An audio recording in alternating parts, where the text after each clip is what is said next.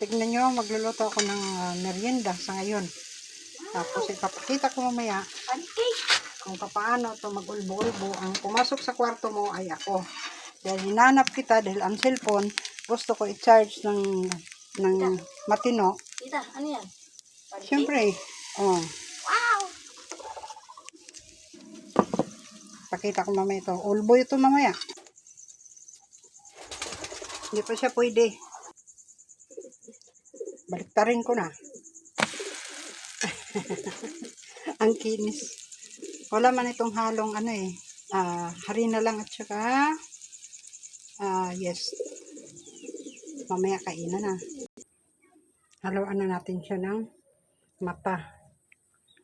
Yan. Ilong. Tapos bibig. Naka-smile. Bigyan natin kay Jenny. Jenny! Oh.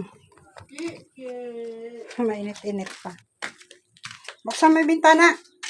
Bintana, buksan! Buksan mo yan!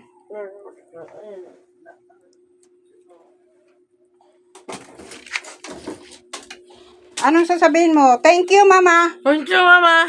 Yan.